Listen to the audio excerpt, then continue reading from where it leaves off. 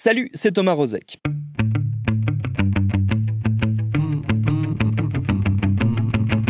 Parmi les nouvelles les moins enthousiasmantes dans les perspectives déjà peu réjouissantes que nous offre le monde en 2020, on mettra assez haut dans le classement de l'enfer la liste qui circule désormais sur le net des livres consacrés au confinement, au virus, à la pandémie.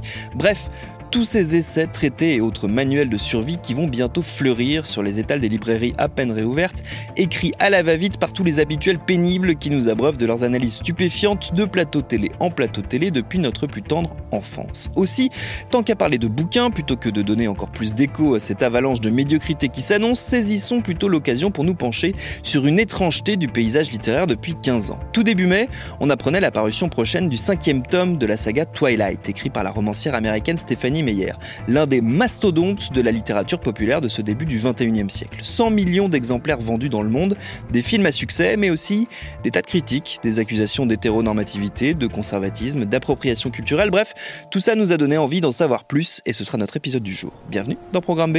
I'm not scared of you. Well, you really shouldn't have said that.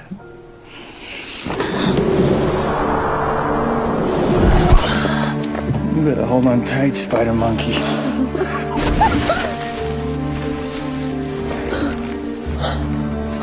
Do you trust me?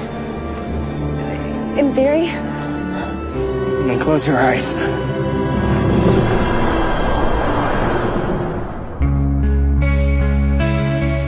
En savoir plus si au hasard comme moi vous n'avez jamais lu, jamais vu quoi que ce soit issu de cet univers que je vais vous résumer très brièvement en disant qu'il y est essentiellement question de l'histoire d'amour entre deux lycéens, Bella Swan, humaine américaine classique, et Edward Cullen qui s'avère être un vampire né en 1900, mort en 1918 et errant depuis à travers le pays. Il y a aussi des loups-garous, notamment le meilleur ami de Bella, Jacob Black, dont la présence transforme notre histoire en triangle amoureux.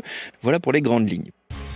Pour comprendre pourquoi une histoire qui dans ses grands traits semble assez classique a connu à partir de sa parution en 2005 un tel succès, j'ai posé la question à Isabelle Rachel Casta, professeure émérite à l'université d'Artois, spécialiste de la littérature fantastique. D'abord, elle est une œuvre-monde. Et les œuvres-mondes, depuis Tolkien, c'est-à-dire en fait l'après-Seconde Guerre mondiale, même si ça commence avant, sont attendus, sont espérés par le public pour des raisons d'investissement émotionnel, historique. Donc, lorsqu'elle arrive, après Harry Potter, bien après une œuvre qui va exploser à la télévision, Le Journal d'un vampire. Et la saga dit du désir refusé, parce que du désir interdit exactement, puisque tel est le titre français qu'on n'utilise jamais en fait, vient, si vous voulez, s'inscrire et même s'incruster dans la longue histoire de ce qu'on appelle la bitlit, c'est-à-dire la littérature de morsure. Mais elle va récupérer de grands invariants de la littérature courtoise, venu du fond du Moyen-Âge, du XIIe siècle, d'ailleurs pour le situer très précisément, littérature courtoise destinée à des femmes, et parfois écrite par des femmes, et là ça va être, j'ai pu dire, massif, ce sont des femmes qui écrivent pour des femmes, et donc Stephanie Meyer va arriver à un moment, si vous voulez, crucial, névralgique, où tout l'apport de la chick lit, c'est-à-dire la littérature pour gamine, la chicken c'est la petite poulette, va se muer en bitlit, c'est-à-dire en littérature vampirique, en littérature de morsure. Donc elle s'inscrit dans un moment, je dirais vraiment névralgique, où la littérature pour jeunes filles devient hérite de toute la littérature vampirique pour adultes. Vraiment, parce que Dracula, qui en marque, si vous voulez, le grand commencement, il y a des choses avant, Dracula est vraiment un ouvrage pour adultes. Bon. Stephanie Meyer, avec sa sensibilité mormone, va récupérer les grands invariants de l'éros au sens dieu d'amour, de l'éros médiéval et courtois, par la recherche de l'amour fou et de l'amour éternel. Or, nous vivons dans une société, lorsqu'elle écrit en 2005, les 2/3 des filles qui vont la lire sont des enfants de divorcés. Donc, qui voient leurs parents se déchirer qui voient des familles monoparentales recomposées, décomposées, rythmer leur quotidien, et qui ont bien sûr au fond d'elles l'aspiration romantique, si on peut dire, à un amour éternel. Or, quoi de plus éternel que la mort? Donc, la recréation de ce personnage extraordinaire d'Edward Cullen va réactualiser, relégitimer la figure du prince charmant. Et à partir de ce moment-là, vous allez avoir la réactivation de ce qu'on appelle dans la littérature médiévale le puer senex. Je traduis tout de suite, hein, c'est-à-dire le jeune homme vieux. Puer, c'est le garçon, le jeune garçon. Senex, c'est le vieux. Il a à la fois toute la sagesse du vieillard, forcément, il est mort en 18. Il a toute la sagesse de quelqu'un qui est né en 1900, à peu près, et qui vit en 2005, lorsqu'il rencontre Bella Swan. Eh bien, il a derrière lui toute cette sagesse accumulée sous un beau visage. Donc, il est l'idéal oedipien absolu des jeunes filles, et Stephanie Meyer s'adosse vraiment, pour une inscription légitimante, à une tradition, je dirais, lettrée, que l'on ignore la plupart du temps, mais qu'on repère à des petits détails. Alors, c'est une femme cultivée. On peut bien sûr s'amuser de certaines redites, de certaines figures de style dont, si vous voulez, la modernité n'est pas l'apanage. Mais elle a un cœur de cible, l'adolescente de 15 ans et demi. Hein, et il faut aussi respecter ce que les public relations des éditions viennent dire. Oh là là, attention, pas de phrases complexes, etc. Parce que aux États-Unis, il y a un cœur de cible, si vous voulez, désigné, et il n'est pas question non plus de l'impressionner, de lui faire avoir l'impression qu'il est bête comme ses pieds, si vous voulez. Donc c'est vrai qu'il y a un cadre un petit peu contraint, allez, on va dire, hein. Mais à l'intérieur de ce cadre contraint, il y a des repères extrêmement lettrés et, je dirais, extrêmement subtils. On a parlé beaucoup de la tradition dans laquelle s'inscrivait Twilight. On s'est moins appesanti sur ce qu'elle a engendré, ce qu'elle a donné. Parce que forcément, on l'a dit, l'œuvre elle a 15 ans maintenant, donc elle a forcément eu un héritage. Qu'est-ce qu'elle a suscité, cette saga ? Alors, je pense qu'elle a suscité d'abord énormément d'autres productions, évidemment, hein, de la Baekhyt.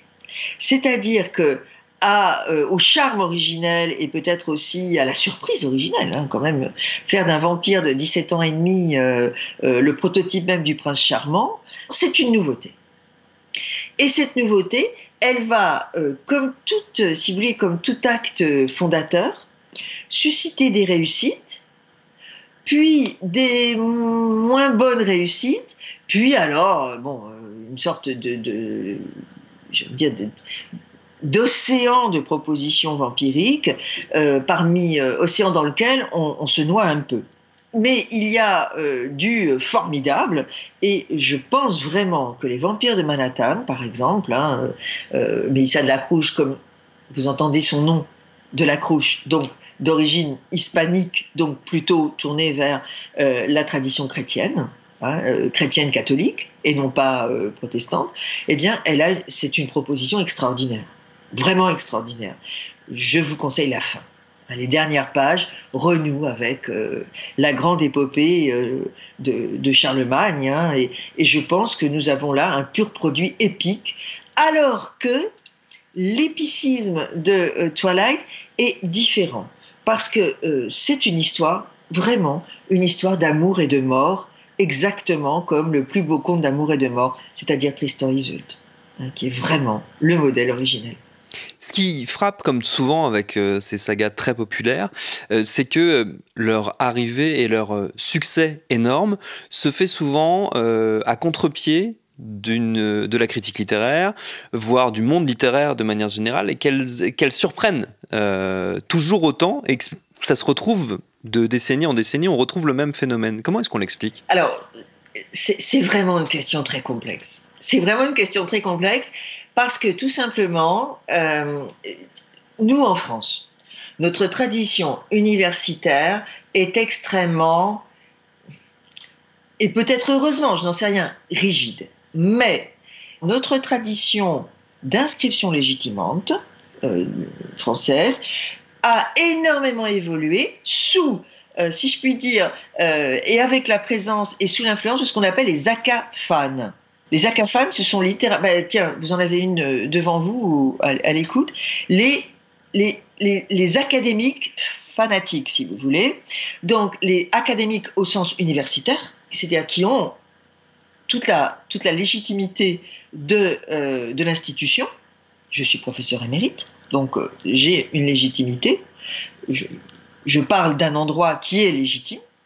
Et cela me permet de faire entrer, et d'une certaine façon d'autoriser, au sens strict du terme, l'aoctor, c'est l'autorité, hein, et de faire entrer des objets d'études qui n'étaient pas effectivement reconnus, identifiés, calibrés, rubriqués comme nobles, guillemets, dans mon champ de compétences. Et à partir de là, que ce soit Martine, que ce soit J.K. Rowling, que ce soit Stéphanie Meyer, je revendique l'entière liberté et le droit imprescriptible de les ériger en objets d'étude tout aussi dignes d'interprétation et de recherche que Marcel Proust, que Julien Gracq, que par ailleurs j'adore, hein, que Gaston Leroux, que Annie Ernaux, etc. aujourd'hui. Autrement dit, ces œuvres-mondes bénéficient maintenant de cette auctoritas, et je remets des guillemets, pour entrer dans le champ des connaissances, de l'interprétation, de la polysémie, etc.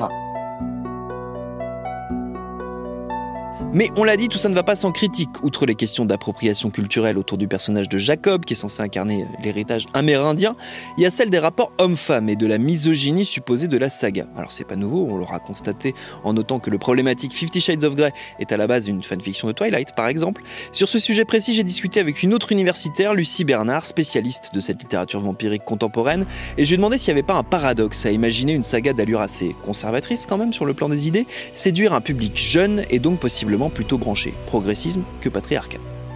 C'est une assez bonne question en fait de savoir si le lectorat de Twilight est un public plutôt jeune, branché et inclusif comme vous dites. C'est pas forcément un lectorat qui est facile à étudier parce qu'elles sont majoritairement des femmes. Elles sont assez peu présentes sur les réseaux par rapport à d'autres fandoms. J'ai jamais, par exemple, vu sur les forums que j'ai pu étudier de lectrices de Twilight qui revendiquent d'être féministes, par exemple, ou qui revendiquent un engagement politique en même temps ou qui expliquent pourquoi est-ce que pour elles, lire Twilight n'était pas un problème pour son engagement féministe, par exemple. Donc ça existe très probablement. C'est pas forcément un public très politisé, d'après ce que j'ai pu observer moi au cours de mes travaux, en fait.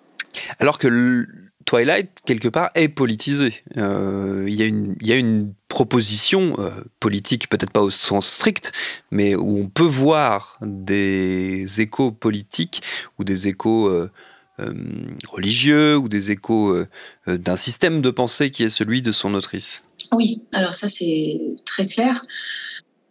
C'est particulièrement clair puisque donc Stéphanie Meyer est mormone et qu'effectivement il y a des détails assez précis dans les ouvrages qui évoquent le mormonisme. Par exemple, l'implication de la famille du marié dans la préparation de la mariée à son époux. C'est la sœur de Edward Cullen qui prépare la valise de nuit de noces de l'héroïne Bella, par exemple. Et donc, il choisit notamment ses habits, la petite lingerie pour exciter son frère. Ça paraît très étrange pour quelqu'un qui serait d'un monde extérieur. Mais voilà, ça évoque la tradition mormone où c'est la famille en fait des époux qui prépare la mariée pour le marié. Voilà, donc, il y a des détails très précis comme ça. Effectivement, c'est un ouvrage clairement qui est écrit par une personne très croyante, mormone, et qui probablement adhère à des représentations du monde assez conservatrices. Après, moi, c'était la façon dont j'ai analysé cette série. Mais finalement, c'est une série qui s'inscrit vraiment dans la tradition des romans sentimentaux. Vous voyez, les romans harlequins, ce genre d'ouvrage, en fait. Et ça reprend vraiment les mêmes schémas narratifs, les mêmes grands principes d'écriture. L'héroïne ressemble beaucoup aux héroïnes des romans harlequins, le héros ressemble aux héros des romans harlequins. C'est le même genre d'histoire qui est racontée et le même genre effectivement de principes. Donc ça, c'est des histoires dans lesquelles l'héroïne est vierge, elle va avoir un coup de foudre pour un héros qui est plus fort qu'elle, plus riche, qui a plus de pouvoir physique, social, économique. Ils vont découvrir qui s'aiment, il va y avoir des tensions entre eux, etc. Le héros a des comportements violents avec l'héroïne, mais qui sont en réalité une marque d'amour. Ça montre qu'il l'aime vraiment. Et à la fin, effectivement, ils se marient, il n'y aura consommation sexuelle qu'après le mariage, et l'héroïne trouve le bonheur et la satisfaction, l'épanouissement, là encore, personnel, mais aussi social et économique, grâce à son mariage avec cet homme dominateur. Donc effectivement, c'est pas très progressiste. Enfin, ça paraît pas très progressiste dit comme ça. Comme les romans harlequins et comme les romans sentimentaux en général, enfin, je pense pas qu'on puisse qualifier Twilight d'un roman strictement conservateur ou patriarcal, par exemple, parce que ça se centre sur l'héroïne complètement. On a une héroïne adolescente qui parle et qui raconte son histoire. C'est écrit à la première personne du singulier. Et donc, on n'a que son point de vue à elle. C'est son interprétation du monde, son ressenti. On est depuis son intériorité à elle. Donc, finalement, c'est quand même une façon de donner corps à une expérience, un ressenti féminin qui n'est jamais invité à s'exprimer, typiquement dans cet univers patriarcal très conservateur où les femmes sont faites pour rester vierges jusqu'au mariage et donner des enfants à leurs époux. Pour moi, Twilight, c'est une expression très intime, très personnelle, écrite par une femme et donc lue, ressentie, partagée par majoritairement des femmes, de ce que c'est que l'expérience féminine dans un monde qui est très patriarcal et très conservateur. Donc, si vous voulez, l'aspect, c'est politique un petit peu sans le vouloir. Ce sont des romans qui mettent en scène un univers extrêmement politisé, très conservateur, mais qui effectivement décrivent ce monde conservateur comme une sorte d'état de fait, si vous voulez. Voilà comment est le monde. Comme disait Janice Radway, qui a travaillé sur les lectrices de romans harlequins, donc elle se posait exactement la même question. Pourquoi qu'est-ce qu'elles apprécient dans ces romans qui sont finalement très violents, avec des hommes très dominateurs, très machos. Finalement, si ce sont des histoires qui mettent en scène la violence masculine, finalement, c'est pas tellement parce que les lectrices l'apprécient ou désirent cette violence masculine, mais c'est parce qu'elles n'arrivent pas à imaginer sans. Elles n'arrivent pas à imaginer un monde dans lequel il n'y ait pas cette violence masculine. Et donc, Twilight, au moins, se place dans cet univers où voilà, c'est comme ça. Le monde est violent, les femmes sont faibles, elles sont là pour se faire taper dessus et se faire marier à des hommes plus forts qu'eux. Il n'y a même pas à discuter de ça, il n'y a même pas à le remettre en cause. C'est comme ça que le monde existe. Mais au moins, je vais raconter, moi, on va se centrer complètement sur qu'est-ce que je ressens, qu'est-ce que je pense, qu'est-ce que je veux et qu'est-ce que je peux faire en tant que femme avec toute mon intériorité, mes pensées, ma sensibilité dans cet univers-là. Donc pour moi, il y a quand même une forme de résistance, mais c'est apolitisé, dans le sens où ça ne s'inscrit pas du tout dans une démarche politique de résistance. C'est une résistance intime, en fait. Mais est-ce que cette résistance s'accompagne pas d'un constat d'échec, là aussi involontaire ou inconscient, ou d'un constat de l'impossibilité de proposer d'autres systèmes narratifs que ces histoires hétéronormées qu'on répète et répète et répète et répète décennie après décennie, génération après génération, qui se transmettent un peu comme une mauvaise habitude, quelque part? Oui, c'est une bonne question. Est-ce que la fiction renforce et encourage les représentations qu'on a dans le réel, ou est-ce que c'est l'inverse? Enfin, évidemment, c'est un peu les deux. Hein. Plus on raconte des histoires comme ça, plus ça normalise la violence patriarcale dans le vrai monde, entre guillemets. Il me semble quand même que le succès de Twilight montre que ça répond à un vrai besoin chez son lectorat. Donc, ça touche quelque chose de quand même très, très fort chez ses lectrices, ce qui, moi, me laisserait à penser que s'il y a un besoin aussi intense pour une histoire très patriarcale finalement, c'est que ce sont des lectrices qui ont déjà, au moment où elles rencontrent Twilight, elles ont déjà été aux prises avec des formes de violence patriarcale. Voilà. Donc c'est des adolescentes qui grandissent dans un monde avec énormément d'objectification du corps féminin et de la sexualité féminine autour d'elles. Elles ont déjà besoin de donner un sens à la violence dont elles ont pu soit faire l'expérience elles-mêmes directement, soit au minimum observer autour d'elles. Et une violence patriarcale qui est rarement justement racontée du point de vue féminin. C'est des choses qui ont été déjà beaucoup analysées, critiquées, commentées, mais n'importe quelle série policière du samedi soir, 9 fois sur 10, on va avoir un cadavre de femme très sexualisée qui va être là juste pour mettre en scène l'enquête du héros détective. Bien, voilà, des corps de femmes violentées et sexualisées, les deux toujours en même temps, on en trouve partout. Et c'est jamais raconté, encore une fois, du point de vue féminin. C'est, on a un corps avec des seins et des fesses qui est là pour être sexy, mais quand même qui est mort, qui est couvert de sang, peu importe. C'est là pour mettre en scène et pour titiller le héros et les spectateurs présumés masculins. Il y a eu des progrès, mais ça reste très très présent. Donc dans ce genre d'environnement, moi je trouve ça tout à fait normal que les adolescentes se tournent, qu'elles aient vraiment besoin, qu'elles aient une fin très forte pour un récit qui va raconter de la violence faite par des hommes hétérosexuels envers des femmes hétérosexuelles, mais qui raconte ça du point de vue féminin et en essayant de donner un sens qui soit positif, qui soit constructif pour l'héroïne. Donc pour moi, c'est plutôt une conséquence, si vous voulez. On continuera à raconter ce genre d'histoire et les adolescentes auront besoin de continuer à lire ce genre d'histoire tant qu'elles vivront dans un monde où elles se sentent exposées à la violence dans le cadre de relations hétérosexuelles.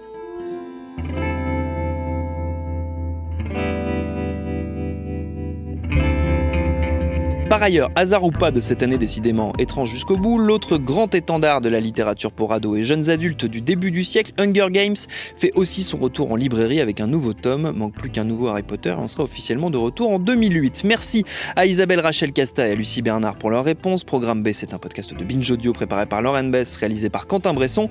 Abonnez-vous sur votre appli de podcast préféré pour ne manquer aucun de nos épisodes. Facebook, Twitter, Instagram pour nous parler. Continuez de bien vous laver les mains, de respecter les gestes barrières et de tousser dans vos coudes. Et à demain pour un nouvel épisode.